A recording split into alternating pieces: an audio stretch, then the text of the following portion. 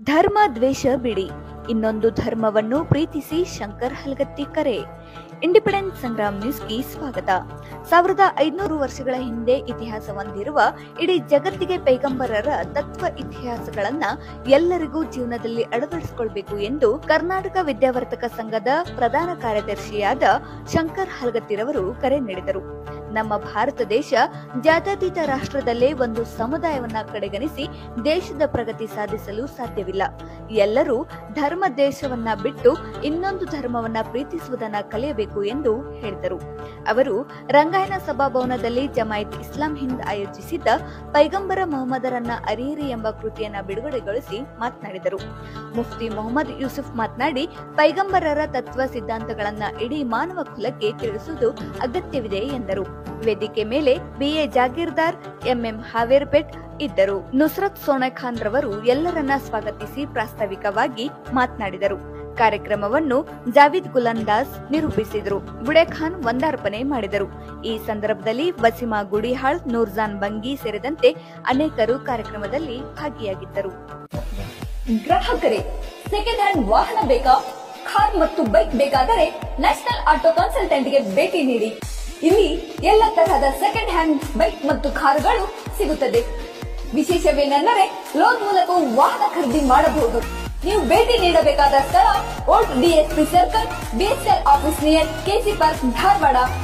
Mobile ಸಂಖ್ಯೆ 7348821313 9008447288. ಈ ನಂಬರ್ಗೆ ಹೆಚ್ಚಿನ ಮಾಹಿತಿಗಾಗಿ ಸಂಪರ್ಕಿಸಬಹುದು. Prophet Muhammad said, peace be upon him, that beware of injustice, for injustice will be darkness on the day of resurrection. ಅತ್ಯಂತ ಬಡವರಿಂದ ಹಿಡಿದು ಅತ್ಯಂತ ಶ್ರೀಮಂತದವರೆಗೂ ಒಂದು ಸಮಾಜದ ಎಲ್ಲ ವರ್ಗದ ಜನರ ಪಾಲಿಗೆ ಅತಿ ದೊಡ್ಡ ಭರವಸೆ ಎಂದರೆ ನ್ಯಾಯ. ನ್ಯಾಯ ವಿತರಿಸುವ ವ್ಯವಸ್ಥೆಯೊಂದು ಸಾಮಾಜಿಕ ಅಸ್ತಿತ್ವದಲ್ಲಿ ಇಲ್ಲದೇ ಇದ್ದರೆ ಅರಾಜಕತೆ ಸತಸಿದ್ಧ. ಆದ್ದರಿಂದಲೇ ಇಸ್ಲಾಂದಲ್ಲಿ ಪೈಗಂಬರ್ ಮುಹಮ್ಮದರು ನ್ಯಾಯದ ಬಗ್ಗೆ ಅತೀವ ಮಹತ್ವ ಕೊಟ್ಟು ಮಾತನಾಡಿದ್ದಾರೆ. ಶಾಂತಿ ಸಮಾಧಾನ ನೆಲೆ ನಿಲ್ಲಬೇಕಾದರೆ ನ್ಯಾಯ ಪಾಲನೆಯು ಅನಿವಾರ್ಯ. ನ್ಯಾಯ ಮರೀಚಿಕೆಯಾದರೆ ಅಸಮಾಧಾನ, ಅಕ್ರಮ, ಅರಾಜಕತೆ ಮತ್ತು ದ್ವೇಷ ಭಾವನೆ ವರ್ಧಿಸುತ್ತದೆ.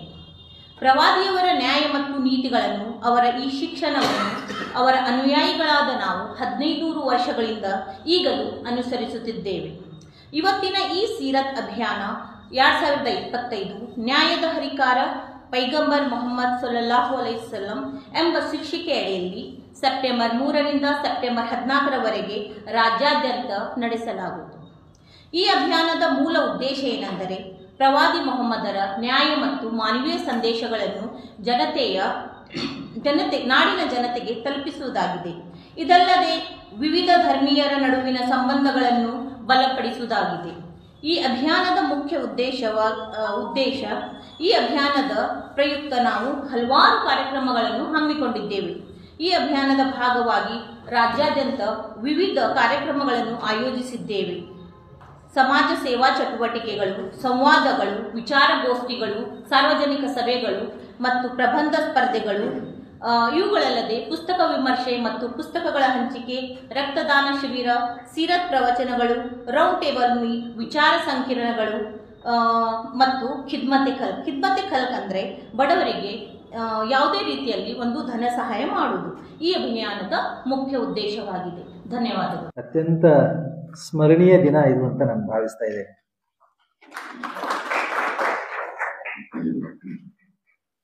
ಒಂದು ಪವಿತ್ರವಾದಂತಹ ಗ್ರಂಥವನ್ನು ಅತ್ಯಂತ ಹೆಮ್ಮೆ ಮತ್ತು ಅಭಿಮಾನದಿಂದ ಬಿಡುಗಡೆ ಮಾಡಿದ್ದೇನೆ. ಪ್ರವಾದಿ ಮೊಹಮ್ಮದರನ್ನು ಅರಿಯಿರಿ ಎನ್ನುವಂಥ ಕೃತಿ. ನನಗೆ ವಕೀಲರು ಮುಸ್ತಾಕ್ ಅವರು ತಂದು ಈ ಪುಸ್ತಕವನ್ನು ಮುಂದಿಟ್ಟಾಗ ಈ ಶಾಂತಿ ಪ್ರಕಾಶನ ಭಾಳಷ್ಟು ಕೃತಿಗಳನ್ನು ನಾವು ಹಲವಾರು ಸಾಹಿತ್ಯ ಹಲವಾರು ಸಮ್ಮೇಳನಗಳಲ್ಲಿ ಪ್ರದರ್ಶನ ಮಾಡುವುದನ್ನು ನೋಡಿದ್ದೀನಿ ಮತ್ತು ಕೆಲವು ಕೃತಿಗಳನ್ನು ನಾನು ತೆಗೆದುಕೊಂಡಿದ್ದೆ. ಶಾಂತಿ ಪ್ರಕಾಶನ ಸದ್ದು ಗದ್ದಲ ಇಲ್ದನೆ ಬಹಳ ದೊಡ್ಡ ಕಾರ್ಯವನ್ನು ಅದು ಮಾಡ್ತಾ ಇದೆ ಅಂತ. ಅದಕ್ಕಾಗಿ ಮೊದಲಿಗೆ ಈ ಶಾಂತಿ ಪ್ರಕಾಶನವನ್ನು ಮೊದಲಿಗೆ ಅಭಿನಂದಿಸ್ತಾ ಇದ್ದೇನೆ ಆ ಎಲ್ಲ ಸಂಘಟಕರಿಗೆ. ಇವತ್ತು ನಾನು ಕೇರಳಕ್ಕೆ ಹೋಗಿದ್ದೆ ಒಂದು 10 ವರ್ಷದ ಹಿಂದೆ. ಅವಾಗ ಒಂದು ಮುಸ್ಲಿಂ ಹಬ್ಬ ಇತ್ತು. ಈ ಮೆರವಣಿಗೆ ಮಾಡಿಕೊಂಡು ರಸ್ತೆ ತುಂಬ ಹೋಗ್ತಾರಲ್ಲ, ಪ್ರಾರ್ಥನಾ ಮಾಡ್ತಾ ಹೋಗುವಂಥದ್ದು. ನನಗೆ ಆಶ್ಚರ್ಯ ಆಗಿದ್ದು ಏನು ಅಂದರೆ, ಅಲ್ಲಿ ಸ್ಥಳೀಯ ಭಾಷೆ ಮಲಯಾಳಮದ ಮೂಲಕನೇ ಅವರು ಪ್ರಾರ್ಥನೆಯನ್ನು ಹೇಳ್ತಾ ಇದ್ರು. ನಾನು ಅಲ್ಲಿಯ ಹಿರಿಯರನ್ನು ಕೇಳಿದೆ, ಇಲ್ಲ, ಇಲ್ಲಿ ಎಲ್ಲ ಮುಸ್ಲಿಂ ಸಮುದಾಯ ಮಲಯಾಳಕ್ಕೆ ಹೆಚ್ಚು ಆದ್ಯತೆ ಕೊಡ್ತಾ ಇದ್ದಾರೆ ಅಂತ. ಮಲಯಾಳಂದೊಳಗನೆ ಪ್ರಾರ್ಥನೆ ಮಾಡ್ತಾ ಇದ್ದಾರೆ ಮುಸ್ಲಿಮ್ಸು ಸಹಿತ ಅಂತಂದ್ರೆ ನನಗೆ ಬಹಳ ಖುಷಿ ಮತ್ತು ಹೆಮ್ಮೆ ಅನಿಸಿದ್ದೇನು ಅಂದರೆ, ಯಾವ್ಯಾವ ರಾಜ್ಯದೊಳಗೆ ನಾವು ಇರ್ತೀವಿ ಆ ರಾಜ್ಯದ ಭಾಷೆಯ ಒಟ್ಟಿಗೆ ನಾವು ನಡೆದೀವಿ ಅಂದರೆ, ಇವತ್ತು ಏನು ಪ್ರವಾದಿ ಮೊಹಮ್ಮದರನ್ನ ಅರಿಯಿರಿ ಎನ್ನುವಂಥ ಏನು ಗ್ರಂಥ ಇದೆ, ಆ ಗ್ರಂಥ ಮನೆ ಮನೆಗೆ ತಲುಪಲಿಕ್ಕೆ ಸಾಧ್ಯತೆ ಇದೆ ಅಂತ. ನಾನು ಅಸ್ಪೃಶ್ಯವಾದ ರೀತಿಯ ಭಾಷೆಯನ್ನು ಅಸ್ಪೃಶ್ಯವಾಗಿ ನೋಡ್ತಾ ಇದ್ರೆ ಖಂಡಿತ ನಮ್ಮ ಆಶಯಗಳು, ನಮ್ಮ ಆಲೋಚನೆಗಳು ಇಂಥ ಪ್ರವಾದಿಯ ಬಹುದೊಡ್ಡ ಮೌಲ್ಯವಾದಂಥ ಏನು ತತ್ವಗಳು, ಸಿದ್ಧಾಂತಗಳು, ಬದುಕಿನ ಹಾದಿಯನ್ನು ನಾವು ತೆರೆದಿಡ್ಲಿಕ್ಕೆ ಆಗುವುದಿಲ್ಲ. ಆ ನಿಟ್ಟಿನೊಳಗೆ ಇವತ್ತು ಶಾಂತಿ ಪ್ರಕಾಶನದೊಳಗೆ ಏನು ಬಹಳ ದೊಡ್ಡ ಕೆಲಸವನ್ನ ಕನ್ನಡ ಭಾಷೆಯೊಳಗೆ ಮಾಡ್ತಾ ಇರುವಂಥ, ಅದು ಮುಸ್ಲಿಂ ಸಮುದಾಯವನ್ನ ಧರ್ಮವನ್ನ ಜನರಿಗೆ ತಲುಪಿಸುವಂತ ಕಾರ್ಯ ಮಾಡ್ತಾ ಇರೋದು. ಬಹಳ ಸಣ್ಣ ಸಣ್ಣದ ಲೇಖನಗಳನ್ನ, ಪುಸ್ತಕಗಳನ್ನ ಪ್ರಕಟ ಮಾಡ್ತಾ ಇರೋದು ನಾನು ನೋಡಿದ್ದೀನಿ.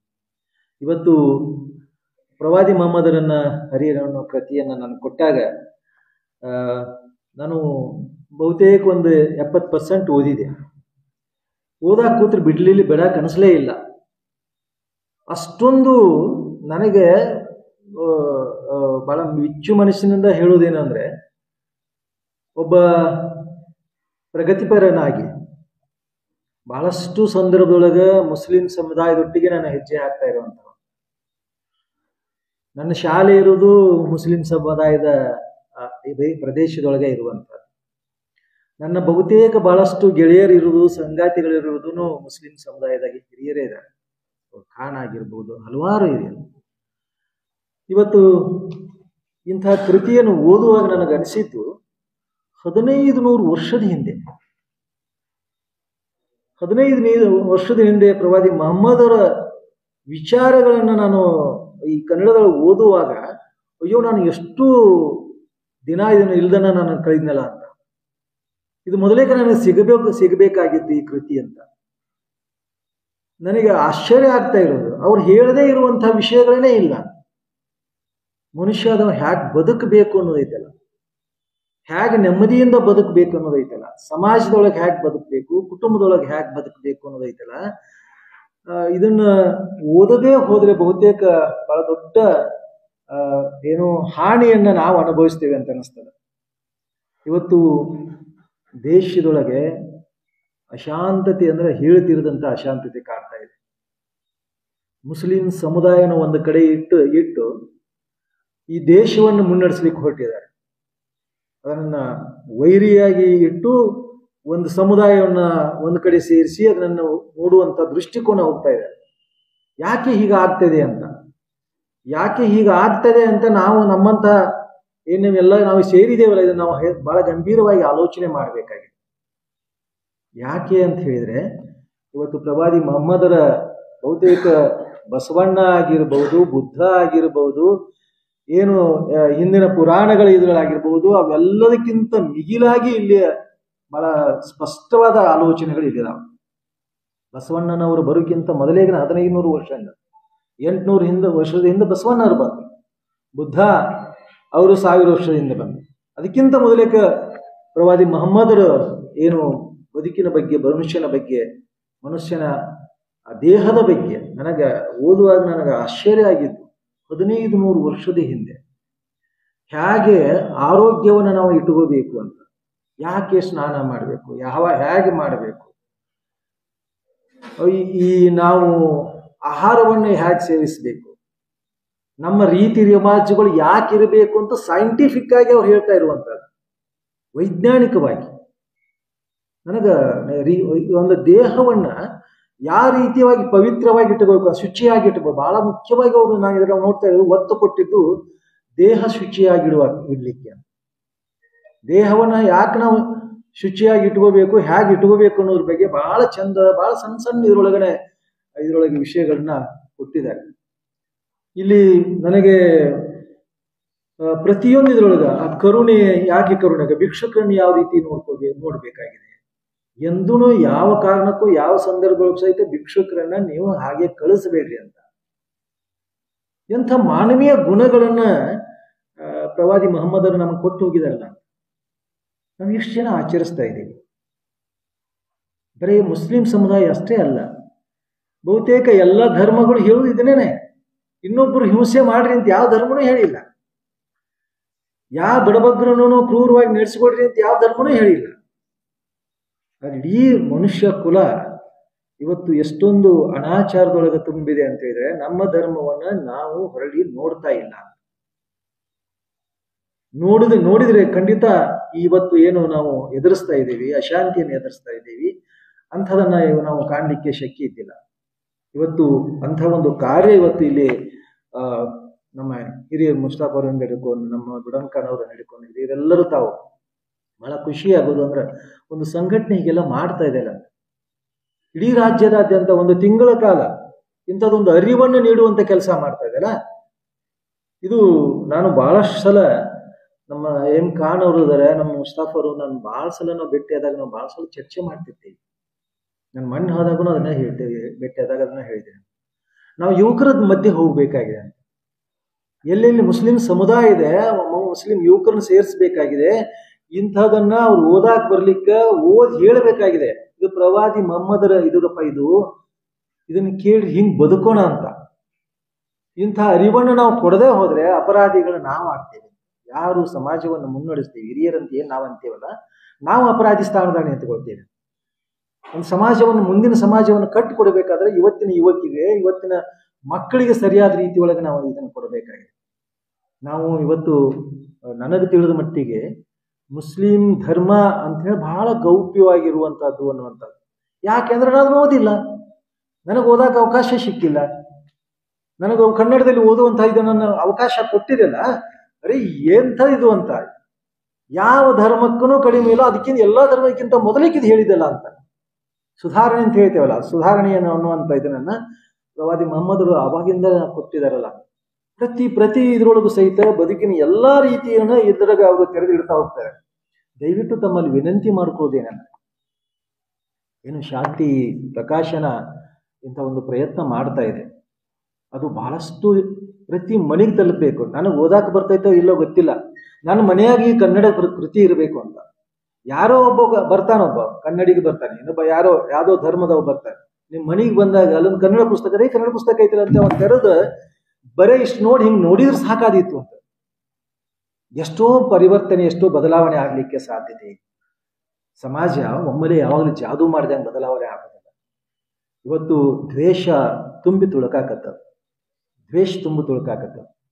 ಮನೊಬ್ಬರ ಚುನಾಯಿತ ಪ್ರತಿನಿಧಿನೇ ಹೇಳ್ತಾ ಇದ್ರು, ಬಹಳ ಕೆಳಗಿಟ್ಟು ಮಾತಾಡ್ತೇನೆ, ಸಾಬಿ ಅಂತ ತಿಳ್ಕೊಂತೇಳಿ.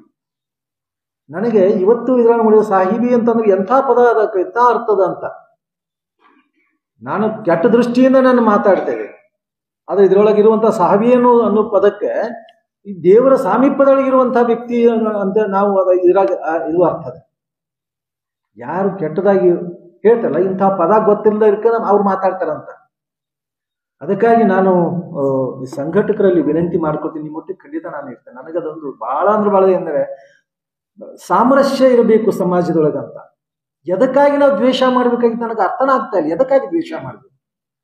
ಬಹುತೇಕ ನಾವು ಇಲ್ಲಿ ನಡ್ಕೋತ ಹೋಗೋ ಮುಂದೆ ಇಲ್ಲಿ ಎಲ್ಲಿ ಬಿದ್ರು ಹಾರ್ಟ್ ಅಟ್ಯಾಕ್ ಇಲ್ಲೇ ಸಾಯ್ಬೋದು, ಅಥವಾ ತಲೆ ಪೆಟ್ಟಾಗಿ ಇಲ್ಲೇ ಸತ್ತು ಹೋಗ್ಬೋದು.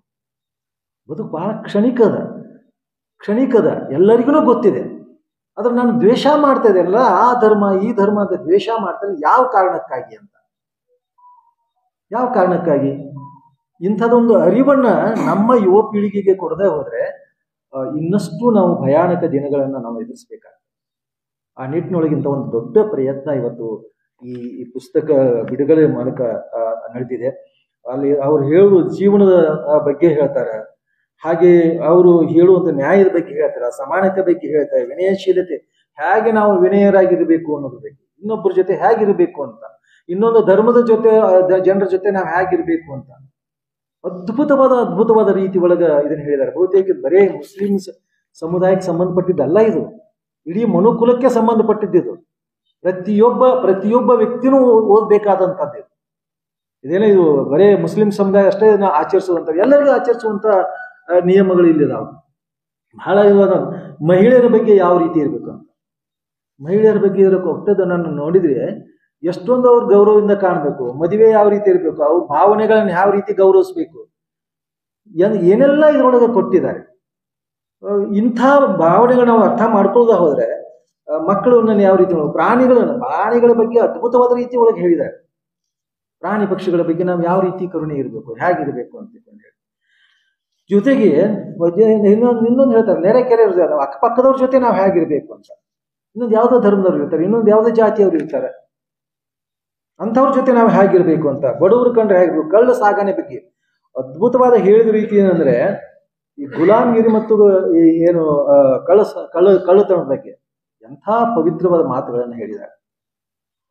ಈ ರೀತಿ ಒಳಗೆ ಈ ಪರಿಸರ ಬಗ್ಗೆ ಹೇಳ್ತಾರ, ಶುಚಿತ್ವದ ಬಗ್ಗೆ ಎಲ್ಲರೂ ಪ್ರತಿಯೊಬ್ಬರು ಓದಲೇಬೇಕಾಗುತ್ತೆ.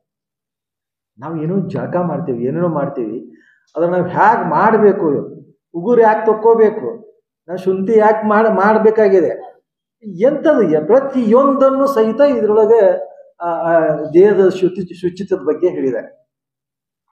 ಆ ರೀತಿ ಒಳಗೆ ಇರುವಂತಹ ಒಂದು ಈ ಕೃತಿಯಲ್ಲ, ಸ್ವಾತಂತ್ರ್ಯ ಅಂದ್ರೆ ಏನು, ಸ್ವಾತಂತ್ರ್ಯದ ಬಗ್ಗೆ ಇರುವಂತದ್ದು. ಹಾಗೆ ಹಿಂಸೆಯನ್ನ ಯಾವ ರೀತಿ ಅದನ್ನ ತಡೆ ಹಿಡಿಬಹುದು ಅನ್ನೋದ್ರ ಬಗ್ಗೆ, ನನ್ನೊಳಗಿರುವಂತಹ ಭಾವನೆಗಳೊಳಗೆ ಏನು ಕೇಳ್ತಾವಲ್ಲ ಅದು ಹಿಂಸೆನೆ. ಆ ಕೆರಳದ ರೀತಿ ಒಳಗೆ ನನ್ನ ಭಾವನೆಗಳು ಇರಬೇಕು ಅನ್ನುವಂಥದ್ದು. ಹಾಗೆ ದಾನ ಧರ್ಮದ ಬಗ್ಗೆ, ಏನು ಪ್ರತಿಭೆಗಳನ್ನು ಪೋಷಣೆ ಮಾಡೋದ್ರ ಬಗ್ಗೆ, ಯಾರಾದ್ರೂ ಒಳ್ಳೆಯವರು ಇದ್ರೆ ಅವ್ರನ್ನ ಪೋಷಿಸ್ರಿ, ಅವ್ರನ್ನ ಬೆಳೆಸ್ರಿ, ಒಂದು ಒಳ್ಳೆ ಸಂಗೀತಗಾರ ಹೇಳ್ತಾರೆ ಅವ್ರನ್ನ ಪ್ರೋತ್ಸಾಹ ಮಾಡ್ರಿ ಅಂತ. ಹೀಗೆ ಹಲವು ರೀತಿ ಒಳಗೆ ಮತ್ತೆ ಇನ್ನೊಂದು ಬಹಳ ವೈಜ್ಞಾನಿಕ ಸಂಶೋಧನೆಗಳು, ಬಹಳ ಒಳ್ಳೆ ಇದನ್ನ ಅವ್ರು ಕೊಟ್ಟಿದ್ದಾರೆ. ಪ್ರತಿಯೊಂದು ಯಾವ ರೀತಿ ಒಳಗೆ ಸಂಶೋಧನೆಗಳು ನಡೀಬೇಕು ಅನ್ನುವಂತ 1500 ವರ್ಷದ ಹಿಂದೆ ಒಬ್ಬ ಪ್ರವಾದಿ ಮೊಹಮ್ಮದರು ಈ ರೀತಿ ಒಳಗೆ ಹೇಳಿ ನಮ್ಮ ಮುಂದೆ ಇಟ್ಟು ಹೋಗಿದಾರಲ್ಲ. ಮುಂದೆ ಅಷ್ಟೇ ಅಲ್ಲ, ಮುಂದೆ ಏನಾಗ್ತದೆ ಭವಿಷ್ಯವಾಣಿಗಳನ್ನ ಅವತ್ತ ಹೇಳಿದ್ದಾರೆ. ಇರಾಕ್ ಬಗ್ಗೆ ಹೇಳಿದ್ದಾರೆ, ಎಲ್ಲೆಲ್ಲಿ ಯಾವಾಗ ಏನೇನು ಆಗ್ತದೆ ಅನ್ನೋ ಸಹಿತ ಹೇಳಿದ್ದು ಸತ್ಯ ಆಗಿದಾವು ಅಂತ ಭವಿಷ್ಯವಾಣಿ ಸಹಿತ ಹೇಳಿ ಹೋದಂಥವ್ರು. ಅಂದ್ರೆ ಒಬ್ಬೊಬ್ಬ ನೀವು ದೇವಮಾನತ್ವಂತಿರೋ ಏನಂತೀರೋ ಅನ್ನೋದು ಗೊತ್ತಿಲ್ಲ, ಅಂತ ಒಬ್ಬ ಬುದ್ಧ, ಬಸವ, ಏನು ಮೊಹಮ್ಮದ್ ಅವ್ರು ನಮ್ಗೆ ಏನೆಲ್ಲ ಕಟ್ಟಿಕೊಟ್ಟು ಹೋಗಿದ್ದಾರೆ. ಆದ್ರೆ ನಾವು ಇವತ್ತು ನಾವು ಕೈಯಾಗಿ ಇಟ್ಕೊಂಡು ಅಡ್ಡಾಡ್ತೀವಿ, ಅನಾಚಾರ ಮಾಡ್ತೀವಿ. ಬಾಯಾಗಿ ಬಸವಣ್ಣನ ಹೆಸರು ಹೇಳ್ತೀವಿ, ನಾವು ಅನಾಚಾರ ಮಾಡ್ತೀವಿ. ಬುದ್ಧನ ಹೆಸರು ಹೇಳ್ತೀವಿ, ಅನಾಚಾರ ಮಾಡ್ತೀವಿ.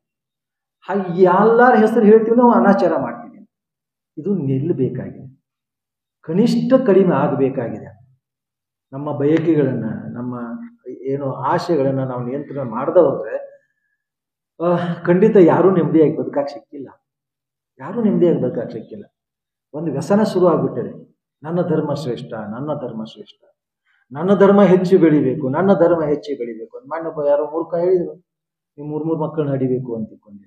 ಒಬ್ಬ ಅವ್ನು ಮದುವೆ ಆಗಲ್ದವನ ಹೇಳ್ತಾನ, ಒಂದು ಮಕ್ಕಳನ್ನ ಹಡಿಬೇಕಾದ್ರೆ ಹೆಣ್ಮಕ್ಳು ಏನೆಲ್ಲ ಮರುಜನ್ಮ ಪಡಿಬೇಕು. ಅವ್ರು ಇವತ್ತು ಆರ್ಥಿಕ ವ್ಯವಸ್ಥೆ ಹೆಂಗಿದೆ, ಪರಿಸ್ಥಿತಿ ಹೆಂಗಿದೆ, ಅವ್ರು ಹಡಿತಾರ, ನಾವು ಹಡಿಬೇಕು, ಎಂತ ಇದು ಮೂರ್ತನ ಅಂತ ಇದೆ. ಇವತ್ತು ಯಾರು ಸುಶಿಕ್ಷಿತ ಅನ್ನೋರು, ಎಜುಕೇಟೆಡ್ ಅನ್ನುವಂಥ ಮುಸ್ಲಿಂ ಇದ್ರೊಳಗೂ ಸಹಿತ 2ಕ್ಕಿಂತ ಹೆಚ್ಚು ಬ್ಯಾಡ್ರಪ್ಪ ಅಂತ ಹೇಳ್ತಾರೆ. ಯಾಕಂದ್ರೆ ಆರ್ಥಿಕ ಪರಿಸ್ಥಿತಿ ಇದೆ, ನಾನು ಬದುಕಬೇಕು, ನನ್ನ ಕುಟುಂಬ ಬದುಕಬೇಕು, ನನ್ನ ಸಮಾಜದೊಳಗೆ ನೆಮ್ಮದಿಯಿಂದ ಬದುಕಬೇಕು, ಸ್ಟ್ಯಾಂಡರ್ಡ್ದಿಂದ ಬದುಕಬೇಕು ಅನ್ನುವಂಥ ಏನು ವಿಚಾರ ಇದ್ದವ್ರು ಯಾರೂ ಹುಚ್ಚತನ ಯಾರು ಮಾಡೋದಿಲ್ಲ. ಈ ಅರಿವು ಬರ್ತಾ ಇದೆ, ಬದಲಾಗ್ತಾ ಇದೆ. ಆದ್ರೆ ನನ್ನೊಳಗೆ ಈ ದ್ವೇಷ ತುಂಬುದಲ್ಲ, ಅದ್ರ ಹಿಂದಿರುವಂಥ ರಾಜಕಾರಣ ಅದಲ್ಲ, ದಯವಿಟ್ಟು ತಮ್ಮಲ್ಲಿ ಎಲ್ಲರಲ್ಲಿ ವಿನಂತಿ ಮಾಡ್ಕೊಳ್ತದೆ ಅಂದ್ರೆ ರಾಜಕಾರಣದಲ್ಲ, ಅದು ನಮ್ಮನ್ನೆಲ್ಲರನ್ನೂ ದಿಕ್ಕು ತಪ್ಪಿಸ್ತಾ ಇದೆ. ರಾಜಕಾರಣ ತಪ್ಪಿಸ್ತದೆ ಅಂದ್ರೆ ರಾಜಕಾರಣಿಗಳು ತಪ್ಪಿಸ್ತಾ ಇದೆ. ರಾಜಕಾರಣಿಗಳು ತಪ್ಪಿಸ್ತಾರೆ. ಅದರ ಬಗ್ಗೆ ಬಹಳ ಎಚ್ಚರಿಕೆಯಿಂದ ನಾವು ಇರಬೇಕು ಅಂತ ಇಷ್ಟನ್ನು ಈ ಸಂದರ್ಭದೊಳಗೆ ಹೇಳ್ತಾ, ನನಗೆ ನಿಜವಾಗ್ಲೂ ಒಂದು ಬಹಳ ದೊಡ್ಡ ಪವಿತ್ರ ಇದನ್ನ ಗ್ರಂಥ ನನ್ನ ಕೈಯಾಗ ಕೊಟ್ಟಿದ್ದೀರಿ. ಯಾವ ಇನ್ನಷ್ಟು ಉಳಿದಿದೆ, ಏನೋ 30% ಉಳಿದಿದೆ, ಅದನ್ನೂ ನಾನು ಬಹಳ ಶ್ರದ್ಧಾ ವಹಿಸಿ ನಾನು ಓದ್ತೀನಿ ಅನ್ನುವಂಥದ್ದು ಮಾತಷ್ಟೇ ಅಲ್ಲ, ಇದರೊಳಗೆ ಏನು ಅಳವಡಿಸಿಕೊಂಡಿದೆ ವಿಷಯ ಪ್ರವಾದಿ ಮೊಹಮ್ಮದರು ಕೊಟ್ಟಿದ್ದಾರೆ, ಒಂದು ಅಣು ಆದರೂ ನಾನು ಅದರೊಳಗೆ ಪರಿವರ್ತನೆ ಮಾಡ್ಕೊಳ್ಳಿಕ್ಕೆ ಪ್ರಯತ್ನ ಮಾಡ್ತೇನೆ. ಅಂದಾಗ ಇದೇನಂತ ಒಂದು ಪವಿತ್ರ ಗ್ರಂಥ ಬಿಡುಗಡೆ ಮಾಡಿದ್ದಕ್ಕೂ ನನ್ನ ಸಾರ್ಥಕತೆ ಆಕತಿ ಅಂತ ನಾನು ಭಾವಿಸ್ತಾ ಇದ್ದೇನೆ. ನನಗೆ ಭಾಳ ಇಲ್ಲಿ ಚಿಂತಾಮಣಿಯವರು ಅದರ, ಹಲವಾರು ನಮ್ಮ ಹಿಂದೂ ಸಹೋದರಿಯರಿದ್ದಾರೆ, ಇದು ಬೇಕಾಗಿದೆ ಅಂತ ನನಗೆ ಇನ್ನೂ ಭಾಳ ಹೆಮ್ಮೆ ಆಗ್ತಾ ಇದೆ. ಮೇಲ್ಗಡೆ 3 ಮಂದಿ ಹೆಣ್ಮಕ್ಳು ಕೂತಿದ್ದಾರೆ. ಇದೊಂದು ಮಾಡೆಲ್ ಮಾದರಿಯೇ, ಇದೊಂದು ಮಾದರಿಯೇ. ಇವತ್ತು ಬೆಸಿಬೇಕಾಗಿದೆ, ಬೆಸೆಯುವ ಕಾರ್ಯ ಆಗಲೇಬೇಕಾಗಿದೆ. ಆ ಹಿನ್ನೆಲೆಯೊಳಗೆ ಬೆಸೆಯುವ ಕಾರ್ಯ ನಡೀಲಿ. ಆ ನಿಟ್ಟಿನೊಳಗೆ ಖಂಡಿತ ನಿಮ್ಮೊಟ್ಟಿಗೆ ನಾನು ಯಾವಾಗ್ಲೂ ಇದ್ದೀನಿ ಮತ್ತು ಇವಾಗೂ ಇರ್ತೇನೆ. ಇಂಥದ್ದು ಆಗಬೇಕಾಗಿದೆ, ಮತ್ತೆ ಆಗಬೇಕಾಗಿದೆ. ವಿಶೇಷವಾಗಿ ಎಲ್ಲೆಲ್ಲೇ ಸಮುದಾಯಗಳದಾವ ಅಲ್ಲಿ ಹೋಗಿ ನಾವು ಇಂಥದ್ದೊಂದಿಷ್ಟು ವಿಚಾರಗಳನ್ನ ಮಾತಾಡಬೇಕಾಗಿದೆ. ಹೀಗೆ ವೇದಿಕೆ ಮೇಲೆ ಹೆಣ್ಮಕ್ಳು ಗಂಡ್ಮಕ್ಳು ಕೂತ್ಕೋಬೇಕಾಗಿದೆ. ನಮಗೆ ಭಾಳ ಜನರೊಳಗೆ ತಪ್ಪು ಕಲ್ಪನೆ ಏನಿದೆ ಅಂದರೆ, ನಮ್ಮ ಮುಸ್ಲಿಂ ಸಮುದಾಯದೊಳಗೆ ನಾವು ಒಳಗೆ ಹಿಂಗೆ ರೌಂಡ್ ಹಾಕ್ಕೊಂಡು ಒಳಗೆ ಇಟ್ಕೊಂಡಿವಿ ಅಂದ್ರೆ ಒಳಗೆ ಏನೋ ಐತಿ ಅಂತ, ಹಿಂಗೆ ತೆರೆದಿಟ್ರೆ ಏನೂ ಇಲ್ಲ ಅಂತ ನಮ್ಮಂಗೆ ಅದು ಅಂತ. ಹಾಗೆ ತೆರೆದಿಡುವ ಕೆಲಸ ಆಗಬೇಕಾಗಿದೆ. ತೆರೆದಿಡುವ ಕೆಲಸ ಆದಾಗ ಮಾತ್ರ ನಾವೆಲ್ಲರೂ ನೆಮ್ಮದಿಯಿಂದ ಬದುಕಲಿಕ್ಕೆ ಸಾಧ್ಯತೆ ಐತಿ. ಅಂಥ ಕಾರ್ಯ ಮಾಡ್ತಿರುವಂಥ ಇಡೀ ಈ ಸಮಿತಿ, ನಮ್ಮ ಈ ಜಮಾಯಿತ್ ಇಸ್ಲಾಂ ಇದನ್ನು ಸಂಘಟನೆ ಇದೆ, ಖಂಡಿತ ಭಾಳ ಪವಿತ್ರ ಕೆಲಸ ಮಾಡಕತ್ತದ. ನಾನು ಕುರಾನನ 10 ಸಲ ಓದಿದ್ರೆ ಏನಾಗೋದು? 10 ಸಲ ಓದಿದ್ರೆ ಏನಾಗೋದು? ಅದ್ರ ನಾನು ಅದನ್ನು ಅಳವಡಿಸ್ಕೊಳ್ದೇ ಇದ್ರೆ ಏನು ಮಾಡೋದು? ತೊಗೊಂಡು ಓದಿ ಏನು ಮಾಡೋದು ಅಲ್ವಾ? ನಾನು 108 ವಚನಗಳನ್ನು ಬಾಯ್ಪಾಟ್ ಹೇಳ್ತೀನಿ, ಅದನ್ನು ನಾನು ಅಳವಡಿಸ್ಕೊಳ್ದೇ ಇದ್ರೆ ಇವನಾರವ ಅನ್ನದಿರಿ ಅಂತ ಬಸವಣ್ಣ ಹೇಳುವಾದ್ರೆ ನಾನು ಅವ ಅಂತ ಹೇಳಿ ಅಂದ್ರೆ ಅದು ಏನರ್ಥ? ನಾನು ವಚನ ಹೇಳ್ತೇನೆ, ಅದನ್ನು ಪಾಲಿಸ್ತಾ ಇಲ್ಲ ಅಂದ್ರೆ ಅರ್ಥನೇ ಇಲ್ಲ ಅಂತ. ಅದಕ್ಕೆ ಆ ನಿಟ್ಟಿನೊಳಗೆ ಇಂಥ ಸತ್ಕಾರ್ಯಗಳ ನಡೀಲಿ, ನಿರಂತರವಾಗಿ ನಡಿಬೇಕಾಗಿದೆ. ಇದು ಸಾಲದು, ಖಂಡಿತ ಸಾಲದು. ಇವತ್ತು ಕನ್ನಡ ಮಾತಾಡೋದಂದ್ರೆ ಒಂದು ತಮ್ಮ ಎಲ್ಲ ಹಿರಿಯರಲ್ಲಿ ವಿನಂತಿ ಮಾಡ್ಕೊಳ್ತೇನೆ. ನನಗೆ ಇನ್ನೊಂದು ಇನ್ವಿಟೇಷನ್ ಬಂತು. ನಮ್ಮ ಟೀಚರ್, ನಮ್ಮ ಹುಲ್ಲೂರು ಟೀಚರ್ ಅಂತ ಕನ್ನಡ, ರೆಹಣಾ ಹುಲ್ಲೂರು ಟೀಚರು, ಭಾಳ ನಮ್ಮ ಪ್ರೀತಿಯ ಟೀಚರ್. ಅವರೊಂದು ಇದು ಆದ ಬಳಿಕ ಸುನ್ನಿ ಆದ ಬೆಳಕು ಅಥವಾ ಏನೋ ಆದ ಬೆಳಕು ಒಂದು ಊಟ ಕೊಡ್ತಾರೆ ಕಾಣಿಸುತ್ತೆ. ಅದನ್ನು ಇನ್ವಿಟೇಷನ್ ಇಂಗ್ಲೀಷ್ದಾಗ ಕೊಡ್ತಾರೆ. ನನಗೆ ದೊಡ್ಡ ಅರ್ಥ ಆಗಲಿಲ್ಲ. ನಾನು ಹಾಳು ಫೋನ್ ಮಾಡ್ಕೊಡ್ದು ಅದು ಕಾರ್ಯಕ್ರಮ ಹೋಗೋದು. ಯಾಕೆ ಈ ಮಾತು ಹೇಳ್ತೀನಿ ಅಂದರೆ, ನಾನು ಕರ್ನಾಟಕದೊಳಗದೇನೆ, ಕನಿಷ್ಠ ಕನ್ನಡಿಗರಿಗೆ ಗೊತ್ತಾಗುವ ಇದ್ರೊಳಗೆ ನೀನು ಇಂಗ್ಲೀಷ್ದಾಗ ಪ್ರಿಂಟ್ ಮಾಡ್ತೀರಾ ಮಾಡಿ, ಕನ್ನಡದಾಗೂ ಮಾಡಿ. ದಯವಿಟ್ಟು ನಮ್ಮ ಆಮಂತ್ರಣ, ಮನೆಯೊಳಗಿನ ಆಮಂತ್ರಣಗಳಿರ್ತಾವೆ, ಅದು ಮದುವೆ ಇರ್ಬೋದು, ಏನು ನಿಮ್ಮ ಶೂನ್ಯ ಇರ್ಬೋದು, ಯಾವುದೇ ಇರ್ಬೇಕು ಕಾರ್ಯಕ್ರಮ ಇರ್ಬೋದು, ಅವನನ್ನು ಒಂದು ಭಾಗದೊಳಗೆ ಕನ್ನಡದಾಗ ಇದನ್ನು ಮಾಡಿರಿ. ಅವತ್ತು ನೀವು ಉರ್ದು ಬೇಗ ಮಾಡಿರಿ, ಕನ್ನಡ ಮಾಡಿರಿ.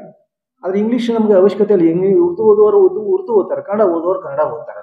ಅಂದರೆ ಇದ್ರ ಮೂಲಕ ನಾವು ಬೆಸಿಲಿಕ್ಕೆ ಸಾಧ್ಯತೆ ಇದೆ ಅಂತ. ಭಾವನೆಗಳಿಗೆ ಬೆಸೆಯೋದಿದೆಯಲ್ಲ, ಬೆಸೆಯೋದು ಸಣ್ಣ ಸಣ್ಣ ವಿಷಯ ಎನಿಸ್ಬೋದು ಇದು, ಆದರೆ ಬೆಸೆಯೋದು ಭಾಳ ದೊಡ್ಡದ್ರಿಂದ ದೊಡ್ಡ ಕಾರ್ಯ ಆಗ್ತದೆ. ಆ ನಿಟ್ಟಿನೊಳಗೆ ಇಂತಿಂಥ ಸಣ್ಣ ಇವನನ್ನು ಬದಲಾವಣೆಗಳು ಮಾಡ್ಕೊಳ್ಳೋದು ನೋಡಿದ್ರೆ ನಮ್ಮ ಸಮಾಜವನ್ನು ಶಾಂತಿಯ ಕಡೆ ಒಯ್ಯೋಣ ಅಂತ ಹೇಳ್ತಾ, ಈ ಜಗತ್ತಿನ ಬಹುದೊಡ್ಡ ಫಿಲಾಸಫರ್ಸ್ ಈ ಪ್ರವಾದಿ ಮೊಹಮ್ಮದರ ಬಗ್ಗೆ ಹೇಳಿದ್ದಾರೆ. ಗಾಂಧೀಜಿಯವರಾಗಿರ್ಬೋದು, ರಾಮಕೃಷ್ಣ ರಾವ್ ಅಂತ,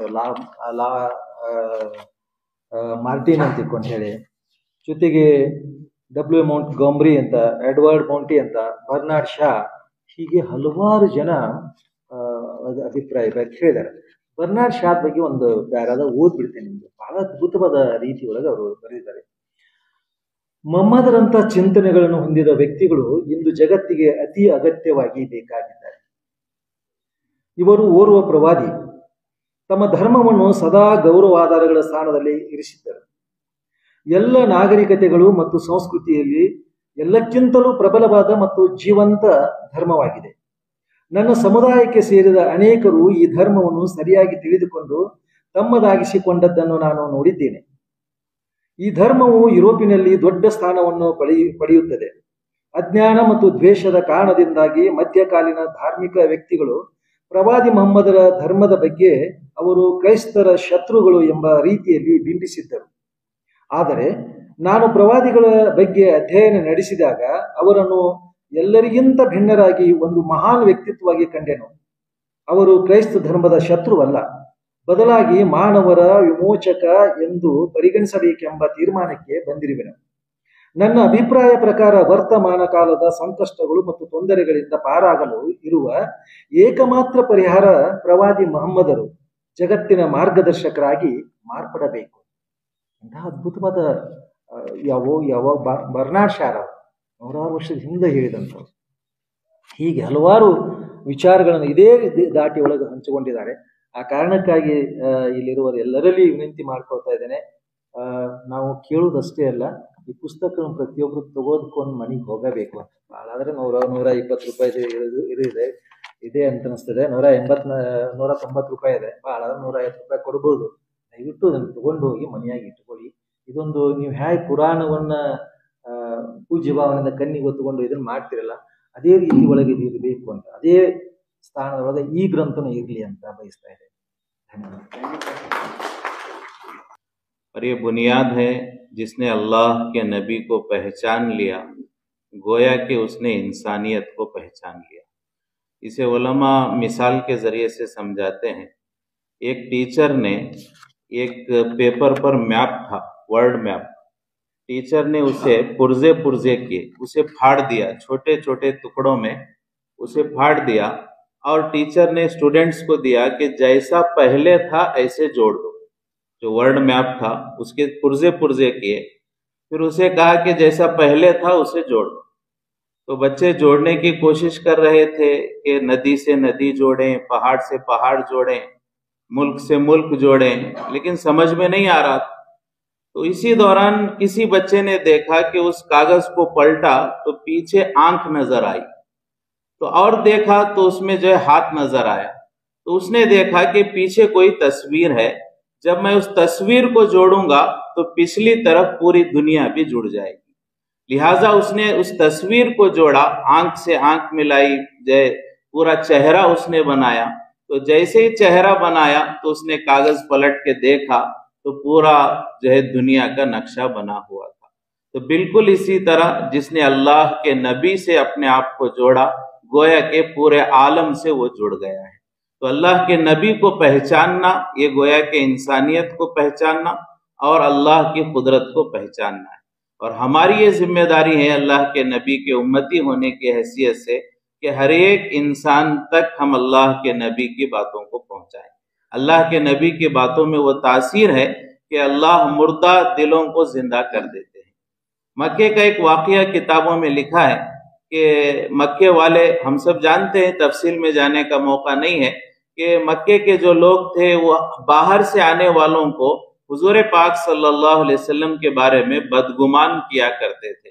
जो भी उम्रे के लिए आते, शाम से आते, यमन से आते, मिस्र से आते हरम में उम्रे के लिए, तो उनको क्या करते कि जब बाहर, शहर के बाहर, मक्के के बाहर खड़े होकर ये कहते, देखो मक्के में एक आदमी है, उसका नाम मोहम्मद है, तुम उसकी बातें मत सुनना, इसलिए कि जो भी उसकी बात सुनता है वो अपने बाप दादा के दीन को छोड़ देता है। तो इस तरह से हर एक हुजूर के बारे में गलत फहमियां फैलाए करते।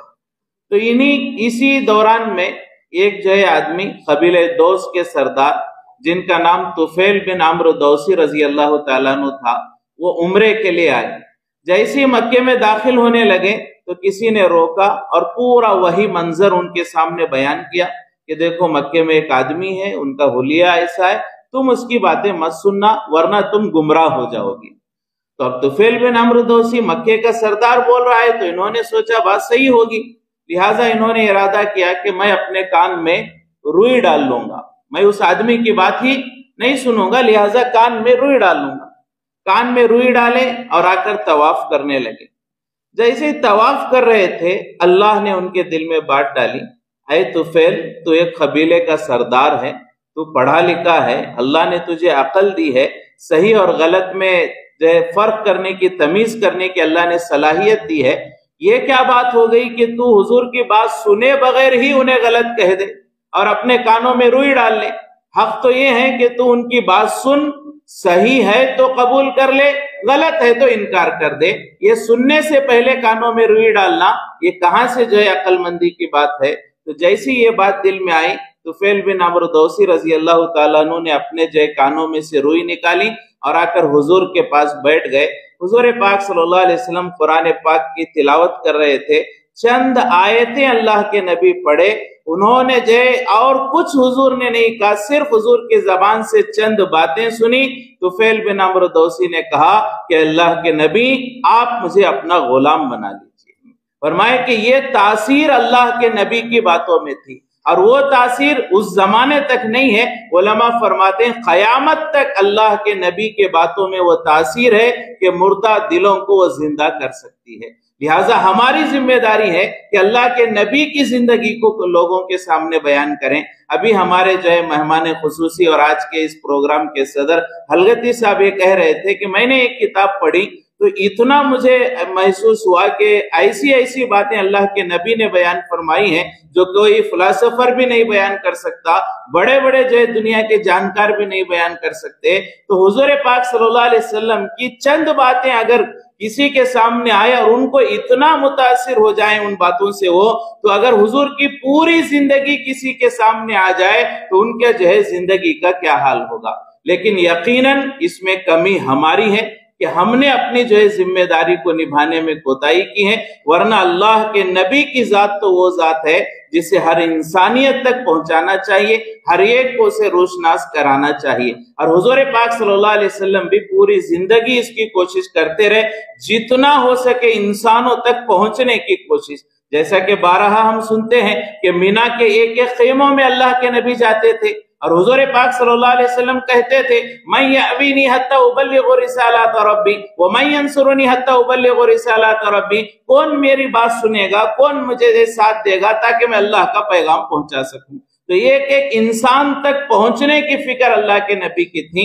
और हिजरत का सफर भी इस बात की गवाही देता है। जब 3 दिन गारे सौर में रहने के बाद हुजूर पाक सल्लल्लाहु अलैहि वसल्लम जो मदीने के लिए रवाना होने लगे, हजरत अबू बकर सिद्दीक रज़ियल्लाहु अन्हु ने एक रहबर को बुलाया था।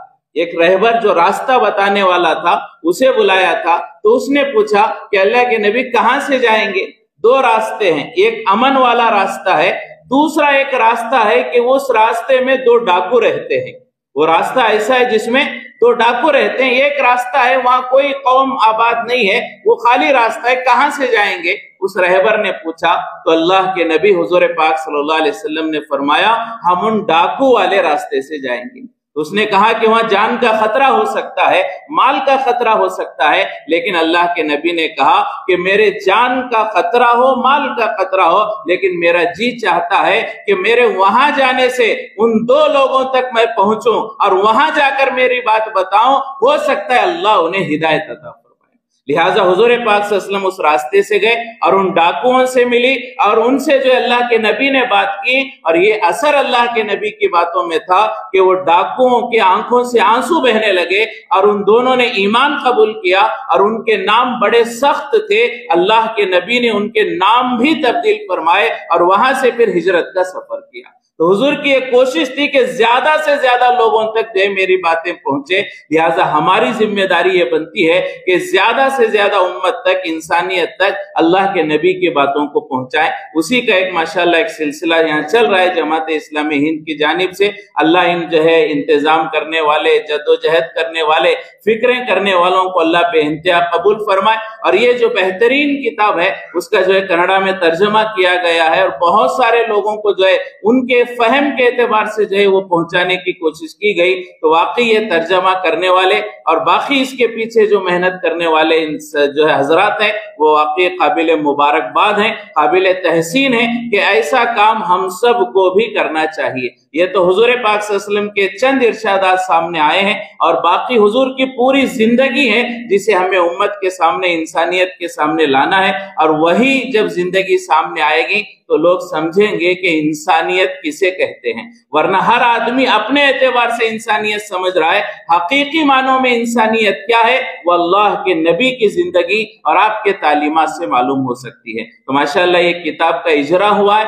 इसी तरह से और भी जो हुजूर पाक सल्लल्लाहु अलैहि वसल्लम के इरशादात हैं, आपकी सीरत मुबारका है, इसे हमें उम्मत तक लाने की कोशिश करनी चाहिए। अल्लाह तबारक व तआला इन कोशिश करने वालों को बेइंतहा कबूल फरमाए, हमें भी इनका हाथ पैर बनने और इनका साथ देने के अल्लाह हमें तौफीक नसीब फरमाए, चाहे जानी एतबार से हो, माली एतबार से हो। और अगर अल्लाह ने हमें सलाह दी है, तर्जमा कर सकते हैं अपनी जबान में, जो काम हम कर सकते हैं अल्लाह के नबी की जिंदगी को उम्मत तक लाने के लिए, वो काम हमें करना चाहिए, इसलिए कि यही हमारे नजात का जरिया बन सकता है। इसलिए कि कोई एक भी आदमी हमारी वजह से जो है अल्लाह के नबी की सीरत से जुड़ जाए, ये हमारे लिए बड़ा खैर का जरिया है। अद्दाल्लु अलल खैरि कफाइलिही, हुजूर पाक सल्लल्लाहु अलैहि वसल्लम ने फरमाया, नेकी की तरफ रहबरी करने वाला नेकी करने वाले की तरह है। तो एक बहुत बड़ा कार्य खैर है। आज माशाअल्लाह रबीउल अव्वल के इस मुबारक महीने में सीरत के इस जो है प्रोग्राम में पहली जो नशिस्त है इब्तिदा,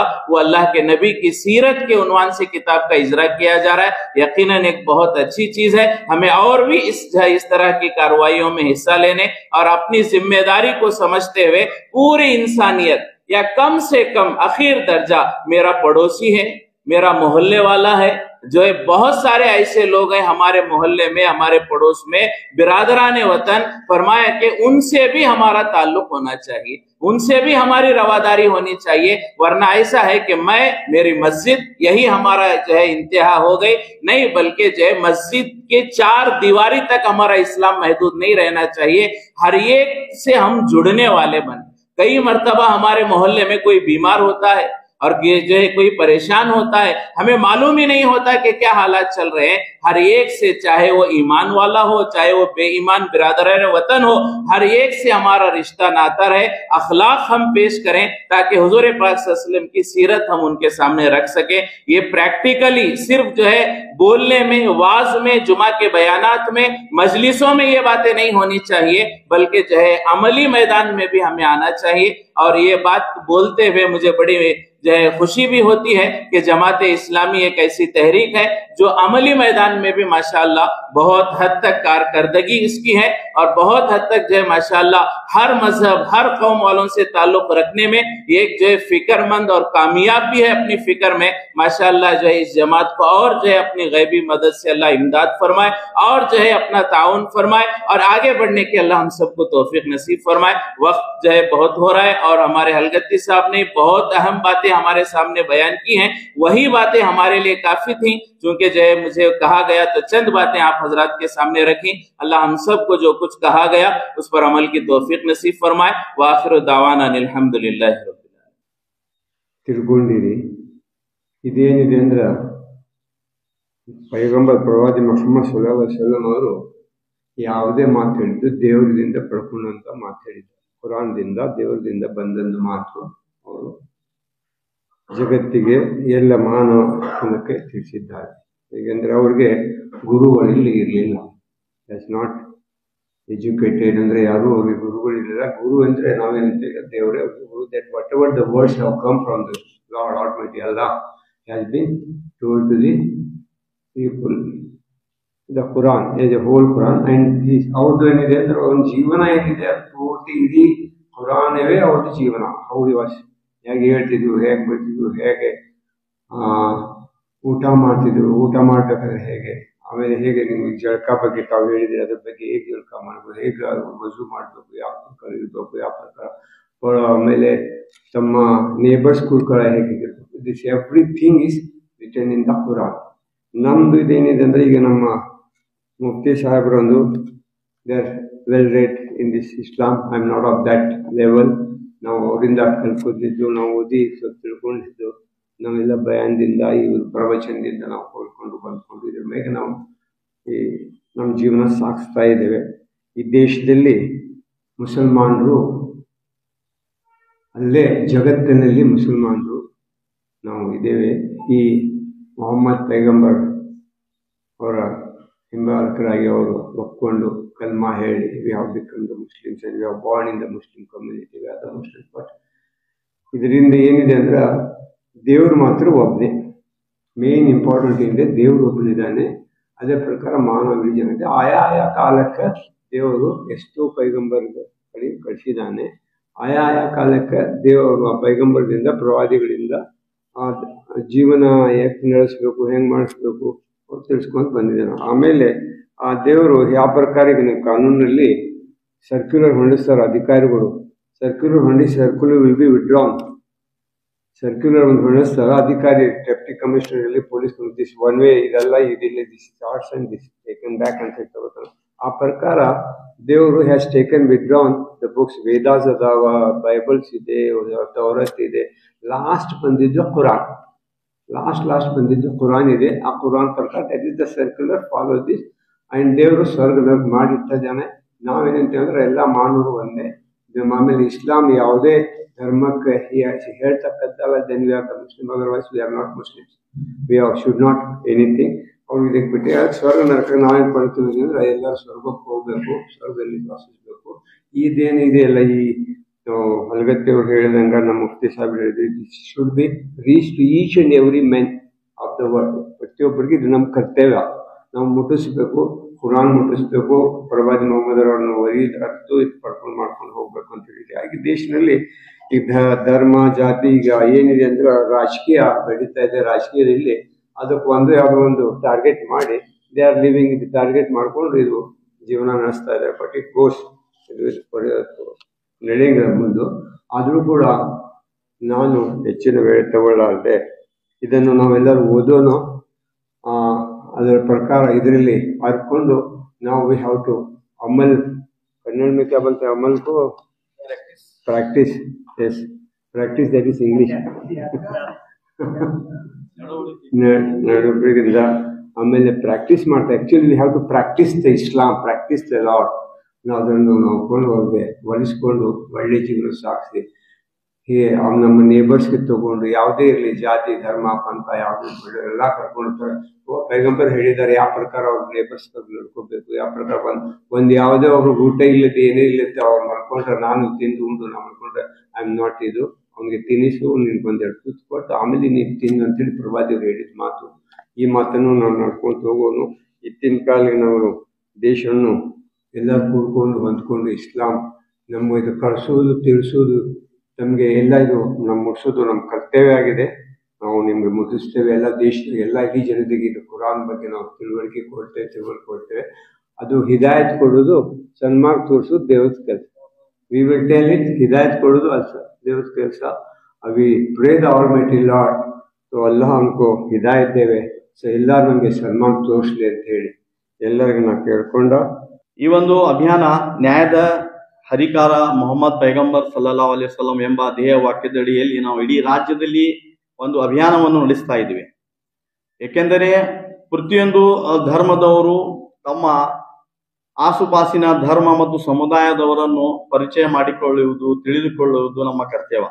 ಆವಾಗ ಮಾತ್ರ ನಾವು ಪರಸ್ಪರ ಬೆರೆದು ನಮ್ಮ ಬಹಳಷ್ಟು ತಪ್ಪು ಕಲ್ಪನೆಗಳು ಮತ್ತು ಸಂಶಯಗಳನ್ನು ದೂರ ಮಾಡಿ ನಾವು ಒಳ್ಳೆಯ ಕೆಲಸ ಕಾರ್ಯಗಳಿಗೆ ಮುಂದುವರಿಯಲು ಇಂಥ ಕಾರ್ಯಕ್ರಮಗಳು ಬಹಳ ನಮಗೆ ಉಪಯೋಗವಾಗುತ್ತದೆ ಅಂತ ನಾನು ಈ ಸಂದರ್ಭದಲ್ಲಿ ಹೇಳಿ ಬಯಸ್ತೇನೆ.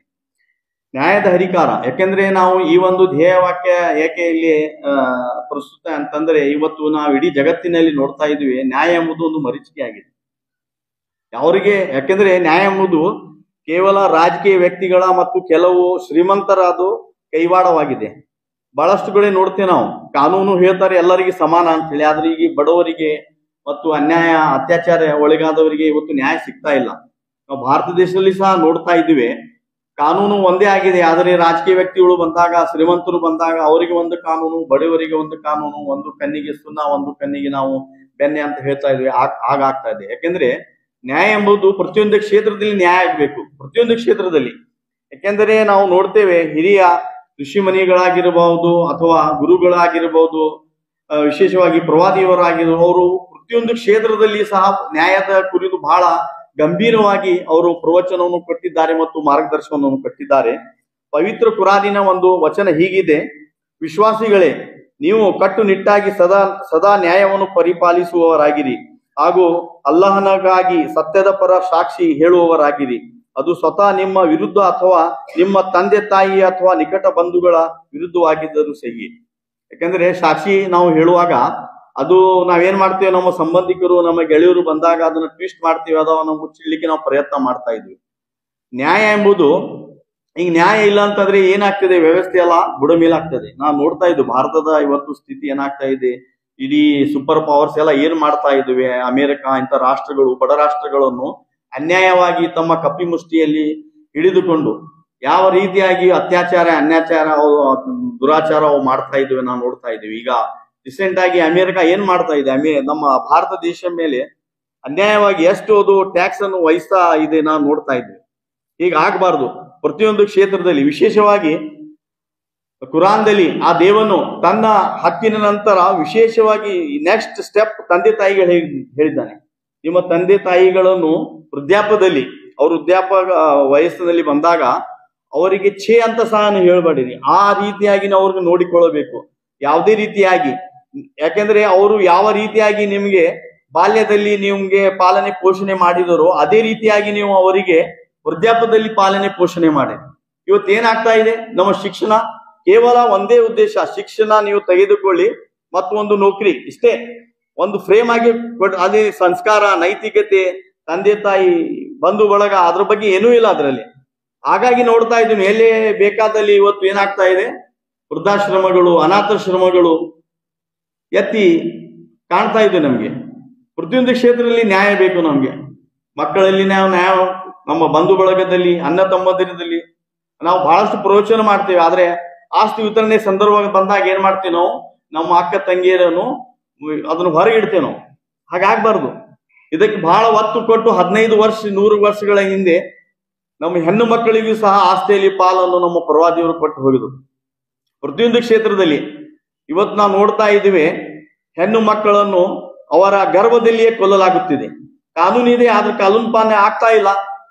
15 ವರ್ಷಗಳ ಹಿಂದೆ ಹೇಳಿದ್ರು, ಪ್ರಥಮವಾಗಿ ನಿಮ್ಮ ಮನೆಯಲ್ಲಿ ಹೆಣ್ಣು ಹುಟ್ಟಿದೆ ದೇವನ ಅನುಗ್ರಹ ಅಂತ ಪ್ರವಾದಿ ಹೇಳಿದರು. ಇಂಥ ಬಹಳಷ್ಟು ವಿಚಾರಗಳೇ ಇದೆ. ಸಹೋದರ ಸಹೋದರಿಯರೇ, ನಾವು ಪ್ರಾಯೋಗಿಕವಾಗಿ ಇಂಥ ಒಂದು ಕೆಲಸದಲ್ಲಿ ತೊಡಗಬೇಕು. ಕೇವಲ ಇಂಥ ಕಾರ್ಯಕ್ರಮಗಳಲ್ಲಿ ಬಂದು ಹೋದ್ರೆ ಆಗುವುದಿಲ್ಲ.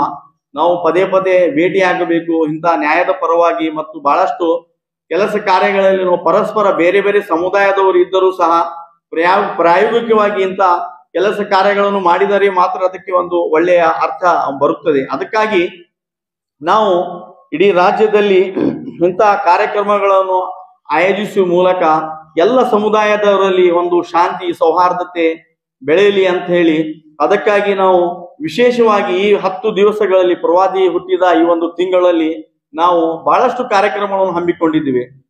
ಅವ್ರ ಪ್ರಾಸ್ತಾವಿಕ ನುಡಿದಲ್ಲಿ ಹೇಳಿದಲ್ಲಿ ವೈಯಕ್ತಿಕ ಭೇಟಿಯಾಗಿ ಬಹಳಷ್ಟು ನಮ್ಮ ಬೇರೆ ಬೇರೆ ಧರ್ಮದವರಿಗೆ ಸಮುದಾಯದವರಿಗೆ ಹೋಗಿ ನಮ್ಮ ಪ್ರವಾದಿಯ ಬಗ್ಗೆ ಹೇಳಿ ಅವರ ವಿಚಾರಗಳನ್ನು ಸಹ ತಿಳಿದುಕೊಂಡು ಸಮಾಲೋಚನೆ ಮಾಡಿ ಮತ್ತು ಸಾಮಾಜಿಕ ಕಾರ್ಯಗಳನ್ನು ಸಹ ನಾವು ಬಹಳಷ್ಟು ಇಟ್ಟುಕೊಂಡಿದ್ದೇವೆ. ನಾವು ಪ್ರತಿ ವರ್ಷ ವಿವಿಧ ಧಾರವಾಡದಲ್ಲಿ ಇರುವ ವೃದ್ಧಾಶ್ರಮಗಳಿಗೆ ಹೋಗ್ತೇವೆ. ಅಲ್ಲಿ ವಿಶೇಷವಾಗಿ ವಿದ್ಯಾರ್ಥಿಗಳಿಗೆ ನಾವು ಕರ್ಕೊಂಡು ಹೋಗ್ತೇವೆ. ಯಾಕಂದ್ರೆ ಅವ್ರಿಗೆ ಗೊತ್ತಾಗ್ಬೇಕು ಇವ್ರು ಯಾರು ಅಂತ ಹೇಳಿ. ವೃದ್ಧಾಶ್ರಮಿಗೆ ಹೋಗಿ ನೀವು ಯಾರು ಅಲ್ಲಿ ಅನ್ಎಜುಕೇಟೆಡ್ ಅಲ್ಲ, ಎಲ್ಲ ಎಜುಕೇಟೆಡ್ ಅಲ್ಲಿ ಇರ್ತಾರೆ ವೃದ್ಧರು ಮತ್ತು ಎಲ್ಲ ಹೈಲಿ ಕ್ವಾಲಿಫೈಡ್ ಫ್ಯಾಮಿಲಿಯಿಂದ ಬಂದಿದ್ದಾರೆ. ಬಹಳ ನಮ್ಗೆ ದುಃಖ ಆಗ್ತದೆ ಅಲ್ಲಿ ಹೋದ್ರೆ.